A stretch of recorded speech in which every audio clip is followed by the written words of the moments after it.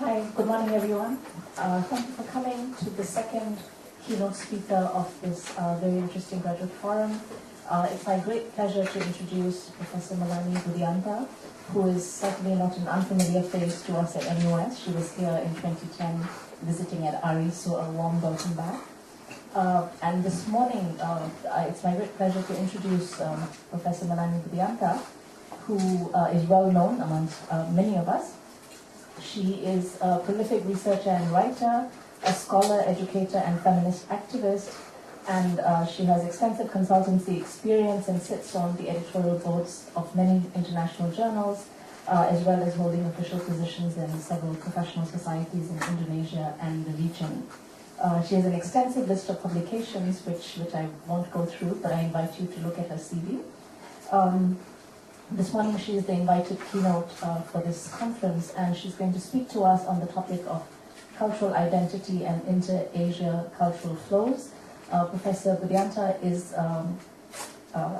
based at the Faculty of Humanities at the University of Indonesia, and she's done extensive research on issues of gender and cultural identity. So it's my great pleasure to invite her to speak with us for about 45 minutes, and then that will take us to 10 o'clock, and that will leave us half an hour for question and answers. So, Professor Budianta. I'm very happy to be with all of you. I will talk about this topic of cultural identity and not inter-Asia, but I limit it to inter-Southeast Asia flow. Okay. I will talk a little bit about where I came from. I was actually not trained as a Southeast Asian. I started my studies as a humanities scholar, so from literature and from English and American studies. And then when I returned to Indonesia, I started to do work on Indonesia. So my thesis, before my PhD thesis, is on representation of otherness, an American fiction, and it deals. I talk about it's the literature of the 1890s. So it was a new historicism kind of approach, talking about otherness and stereotype, racism, textual imagining of the other, and I place it within the context of the politics of U.S. politics at that time. So my life started to change in 1998 when there was a massive democratization in Indonesia with the Reformasi movement. I was somehow dragged out of the campus into movement, and it started to open up my mind completely. And that was also the moment when I got the inter-Asia connection. And the inter-Asia connection actually changed my life completely, I started to be involved with ARENA. This is Asian Regional Exchange for New Alternatives, activist scholar, in the region. I started to see that somehow you can't do cultural studies only from behind the desk. There are a lot of engagement that you need to do, and there was so many things that I learned from my interaction. And then I got into all these inter-Asia connections. That's why because I am part of this inter-Asia connection, so I would like to talk about this. In the context of inter-Asia globalization, which you will talk tomorrow. I think there will be a talk tomorrow about the globalization. I will not go too much to that part. You know what it is. And there were some critical moments in this inter-Asia, in the intensified movement of people, labor, information, and cultural industries.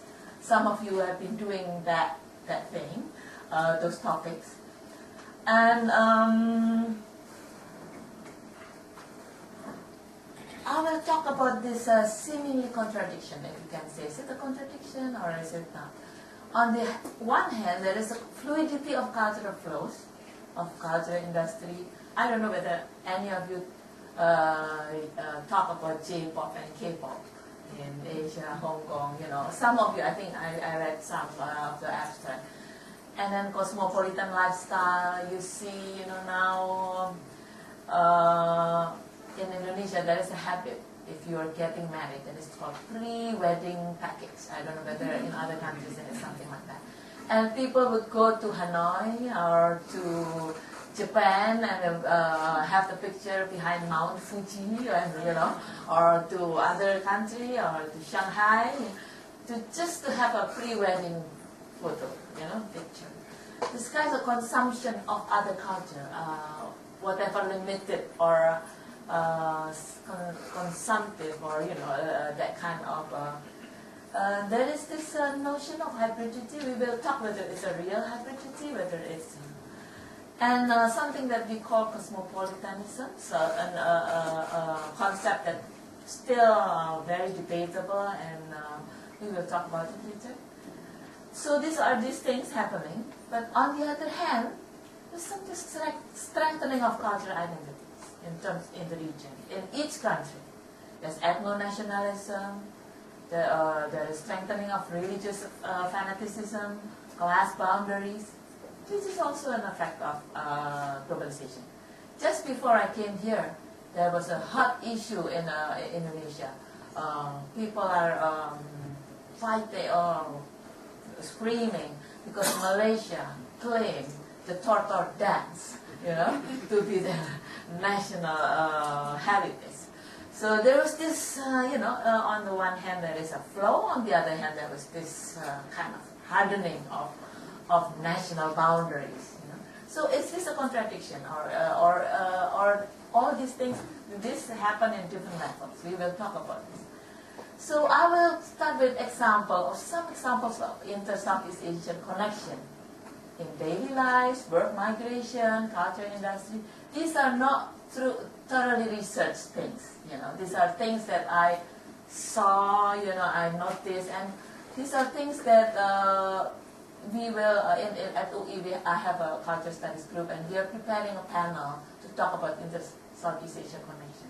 So this will, just the topics that's coming up, and I will need your help to think through this and give response, because I might not have all the answers, because these are just topics that we might think through. And I will talk about this and try to understand the nature and condition of the connections, and examines how this issue of cultural identity, whether it's gender, class, ethnicity, race, nation, religion, are implicated in the connections, and to discuss the role of human agency, state, and capital, and maybe consider the term cosmopolitanism, whether it is relevant if you talk about this or not. So cosmopolitanism, if I need to talk about this, it will take my whole time. So it's just, it's not what I mean. It's not the ideal universalizing concept, which is devoid of cultural difference, but more a grounded one, the multiple one, the plural one, the localized cosmopolitanism, various forms of engagement with other cultures, which implies certain openness, certain readiness to embrace other culture. And some of you talk in your paper about travel from modernity to tradition, travel from one culture to other, moving in between spaces. Some of you talk about that. So this is that kind of notion, right? I quote one, something that has something to do with the capital, but at the same time also the politics of human belonging, whether it's belonging into race, belonging to gender, or something like that. Okay, so we will set this aside first, and I will take you to some kind of examples, which is more of daily life, which actually I found this when I was in Singapore for 3 months. One thing that I met with is one example of work migration and diaspora in Singapore. Okay. This is about Philippine and Indonesian families in Singapore. I will show you. This is a story of Batam Island, an Indonesian special economic zone for kind of economic globalization. They have been recruiting professional workers as operators, as quality control staff, for a semiconductor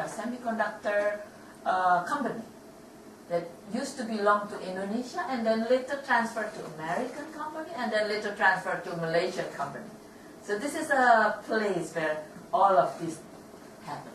Okay, this is the company, and these are the workers. Most of them are Philippine and Indonesian.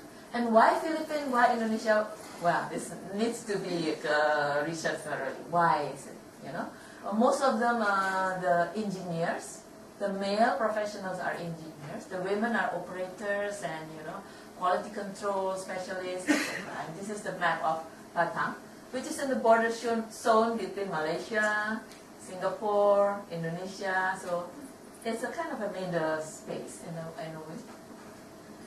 So this is a meeting place for the Philippine male and Indonesian female employees. And then they form families. And when monetary crisis occurred in 1996, there are a lot of layoff of expats. And before and after the layoff, they look for jobs in Singapore because it's the closest, you know, the closest, and also maybe at that time Singapore still opened itself very much for this kind of thing. So the mixed families who got married in Batam moved to Singapore from 1997 to 2005, the most recent migration, to look for more stable job. This is some of the picture. I was there that time. To give you the notion how they get together, and you know, there's around 10 families that I managed to see. One that I became my, I interacted more with children, around 20 children from 1 month to 13 years old. All were the alumni of this company. They got Singaporean PR. So we asked to ask, what kind of culture emerges from this? You know, what kind of, the daily life, their daily life, what do they... So I will, a little bit of this. The wives mostly are Japanese. They speak Japanese to each other because most of the wives are Japanese. One Minang. Husbands all Filipino, so if the wife speak with the wife, they speak in Japanese, the husband will speak in Tagalog, the children will speak in English, right? So the family language, Indonesian, only one family speak Tagalog with each other. Religion, there is a negotiation with the state regulation, Indonesian state. In Indonesia, you can only get married if you have the same religion, right? So when they were in Batam, most of them got married under Islamic law, right? Islamic religion. But in terms of daily practice, they practice their own religion. And the husband and wife are quite happy with it. The husband could go to church, the wife, Ramadan, and have a fasting. And they said they could easily negotiate with the state, change their identity card back if they need to, if they are Indonesian, back to their religion. But if they are Filipino, I don't know. We have to I have not done a more interview with about this. Only one family practices Islam complete. And the rituals, the regular meeting for the mixed gatherings, they're always regular. Every month they meet, picnics, birthdays. They have mixed foods, Indonesian mostly, with 2 Philippine food that I tried, tinola and sinigang. I don't know whether there are any Philippines here. Philippine people? Yeah, I tried sinigang soup. It's very nice. Okay, so there was always yearly and biannual visit, depending on the financial condition, and either to Philippines and Indonesia. They consume goods, and mostly Philippine Indonesian shops at Lucky Plaza, etc., and create community of Indonesian Philippine diaspora. So not only the mixed family, but Indonesian Philippine. They met and they bring. So it's, the mixed family is only 10. It's extended to Indonesian couples, Philippine couples, to get more in it. And what about citizenship status? Husband and wife have different citizenship. Wives have to work also because they cannot afford to live only one family, one person earning wage. And some who cannot find work, they do small business. We have this yellow rice called nasi kuning, or tumpang, via online. So they serve Indonesian and Philippine families. Indonesian children born before 2005 follow the father's citizenship. Because in 2005 there is a new regulation in Indonesia. There is dual citizenship is possible for children of mixed marriage. So the nation is still affecting them in a way. They cannot go. They may believe they live in a separate, kind of a cosmopolitan or third space, whatever. But the state is always there. They have to engage with the state. The status in Singapore is PR, but they do not feel they have security. They don't know how long they will stay there. Choice of country to retire. The Indonesian wives want to go back to Indonesia. The Philippine husband want to go back to the Philippines. So they would prefer a third country if possible. Okay, so this is, middle class professionals, intermarriage, work migration, What about the second generation? The children all speak English with Indonesian. Where are they going to go? Will they feel at home in either country? And they integrate themselves into Singapore cosmopolitan environment. But, so this is the three states are playing a role here. There's an economic zone, global capitalism, searching for suppliers, headhunting, but there's also human agency. These people, they want to, but about their attachment to Singapore, no much civic engagement in Singapore, no much civic engagement in Philippines and Indonesia. So what about this? This is a question. I have no answer. Singapore become a third space, but no cultural engagement. I thought, what do you get culturally from Singapore? They said, Singapore, what? Oh, yeah, English a little bit. That's what they said. And the second generation, is it the third culture kid? There is this term for third culture kid. We don't know. But if you talk about cosmopolitanism in terms of equality, social, there is no equality of social equality. Singaporean and the host and the PR, really, they are just labor, temporary labor here when they are needed. If they're not, they will be goodbye, And also the women, they felt that they are stereotyped as Indons because of the domestic servants, Indonesian and Philippine domestic servants in Singapore. So there is a class issue, but also stereotype, gender stereotype. So this is one example that I will throw to you. It's not a full research, but it's an interesting case. You see that this is a different, I think, what we are seeing here is a different environment from what was happening before in the in the Cold War area or colonial area. And there is this kind. I will just compare very shortly to another Philippine-Indonesian diaspora. It's a very short comparison. Samba, John, and Asmaranto family, my neighbor.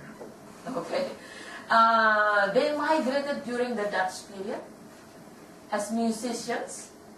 They are musicians in the Philippines, very good musicians, and they moved because the Dutch has this opportunity for them to play in society, as musicians, and they play violin, they're conductors, etc. And then they become naturalized Dutch in the colony. And later, Indonesia, the state suddenly got independence. There's a new state, Indonesian state. So they became Indonesian. And then they became music conductor in the radio of Republic Indonesia. So they have important engagement in Dutch and also in Indonesian government, and in Bandung and Surabaya. And not only that, the second generation, actually the son, became Consulate General of the Philippine Consulate in Surabaya. So very important national engagement. And the third generation became completely Indonesian. They married with Indonesian, they speak Indonesian. But they still feel they are Filipino-Indonesian. They they always wear that Filipino dress, and then they have all this Filipino, all this thing that remind them of Philippines. So this is a completely different story because of different time and maybe different kind of engagement. Also work migration and diaspora, but a middle class professional, marriage between the same country, but integration into the professional world of the country of migration, assimilation to Jakarta, Bandung, Surabaya cosmopolitan culture, blending with other minorities. They are very close to the monadnonists because of similarity of their religion and also their culture. So cultural affinity with one ethnic group in the host country. There is a hyphenated identity of Philippine Indonesian. And citizenship adjusting to the government's regulation, but they become a strong engagement. So we see two different stories of migration, right?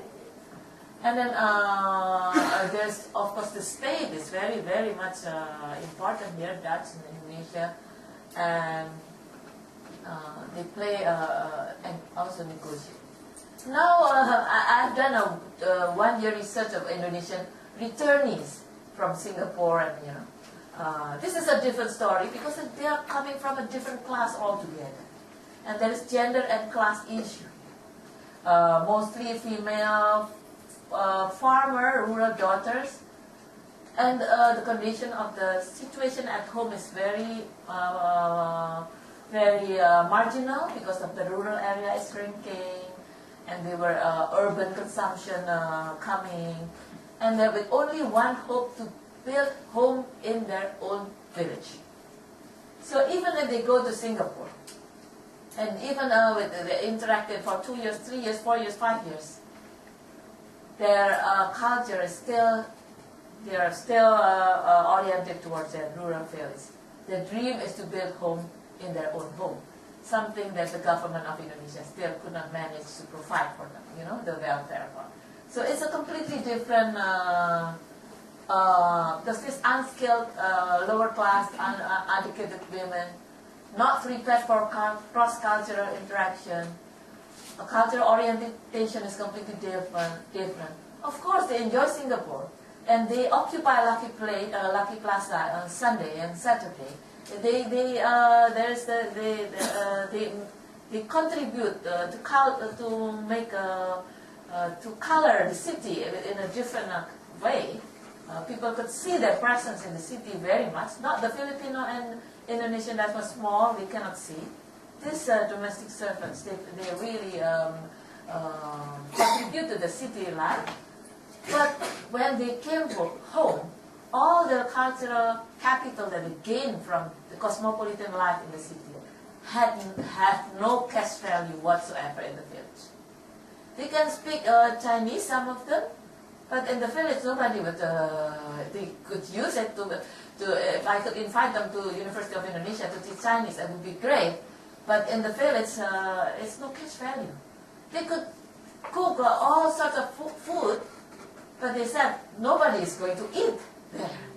And they sometimes eat it with their friends as nostalgia. So what they get, the cultural capital they got, is only for status and for memory. Not more than that. It's just remuneration, right? So we see three different, and all the patriarchal biases, the gender violence they got from home, the experience in another country. These things, it's different story altogether, So we see that there's a limit of this cosmopolitan experience, that you say.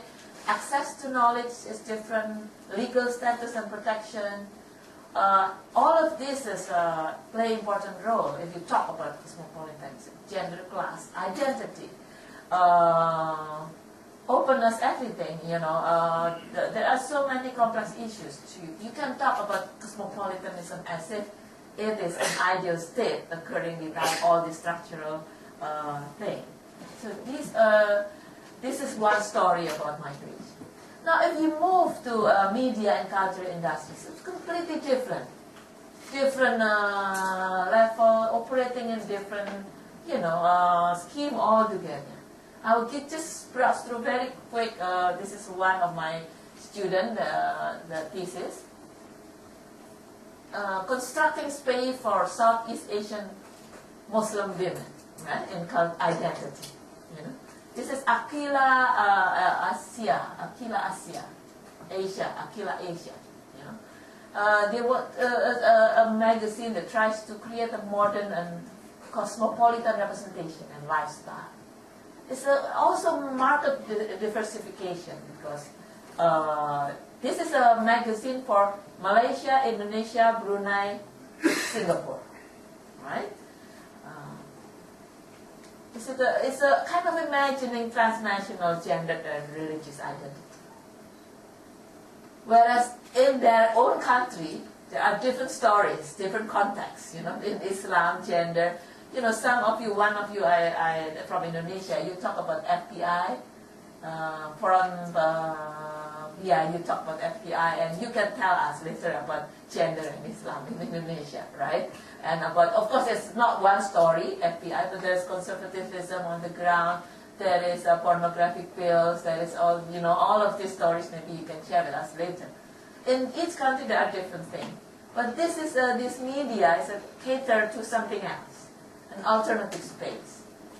They compete with Islamic magazines. In Indonesia there are 7 Islamic magazines for women. And then there is global franchise magazine like Cosmopolitan and, you know, all those magazines. They are targeting women, 25 to 45-year-old professional housewives who earn about USD, 10,000 US income per year. So this is upper, you know, this is middle class, right? They have Facebook now using social networking with 250 friends. But interestingly, with more Middle Eastern and South Asian women actively responding to the space of Southeast Asian alternative space of what gender. Okay, so this is just one look at another, you know, completely different kind of transnational Asian, Southeast Asian influence. What about pop music? Now I'll stick to Philippines and Indonesia this time. Popularity of popular music from one country to another, you know. I don't know whether the Philippines, you know Maribeth. You know Maribeth?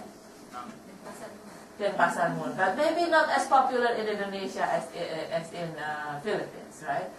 So there is also Indonesian songs transferred to Philippines. You know, they are so fluid. But this is of course commercial contracts. They pay, you know, for this kind of. So it's the market. This is the market and the popular industry. And these are all popular flows from Indonesia to Asia. The one that is bought by other music groups even in India and, you know, in other countries.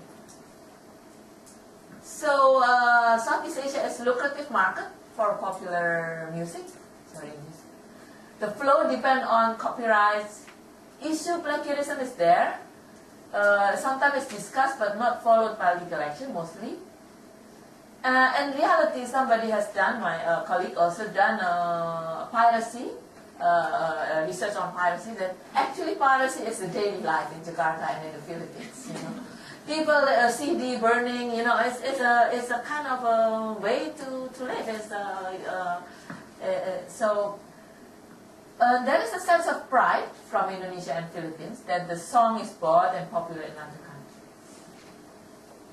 But what happened if they operate outside the market, you know? Oral tradition operates outside the market, you know? Rasa Sayangi, well, they might be sold in CD, but it's not, the issue is not, because there is no copyright, it's of oral tradition. Balinese dance in Malaysian tourist promotion video caused a lot of problems between the two countries. Fight over Rasa Sayangi song, you know? To Tortor dance, batik, is it Indonesian or Malaysian heritage? You know, so the two countries are always fighting about this cultural heritage. And it's interesting, my colleague Tan Sui Beng in Malaysia, she discovered the Rasa Sayangi song early 1920s in a Hindustani film. So it should settle things, you know. Yeah. So this is a very fluid transnational flow, cultural flow. But what happened? Why is this so full of anger and screaming? Well, it's oral traditional performance. Of course, there are tortor dances in Malaysia because there's a lot of Mandailing diaspora in Malaysia. They still do the tortor dance, right? But if it's claimed as national heritage, there will be counterclaim, and they will be used this as a political issue to gain popular support by governments within Malaysia or Indonesia, depending on is it PAS or UMNO, or this is one is a Democrat, or or maybe PDIP is very nationalistic, so they would scream more because our political party really care for our national heritage. So that's why Kanyang Malaysia, crush Malaysia again, to stir them again. Okay, so awakening of popular nationalism and defense of cultural ownership. And then they tried to go to UNESCO as the third space to intangible world culture heritage, intellectual property law. They try to do that. So there's this contradiction, but of course it operates in different level, right? It's different stories, different level. So when it occurs within the market regulus, actually government of course is there, but they are as brokers. They get all these taxes, they get all these things, but they stay out of the market. But if they go into oral tradition and having something to do with national pride, national heritage, then there is a problem. And actually, Jin Win Chong already wrote about this, and he said that very little understanding actually about why Malaysia claimed, the Indonesian, why they are stealing our songs. Don't they have songs of their own? The public, they don't understand about how the migration, everything is not in the daily awareness of people.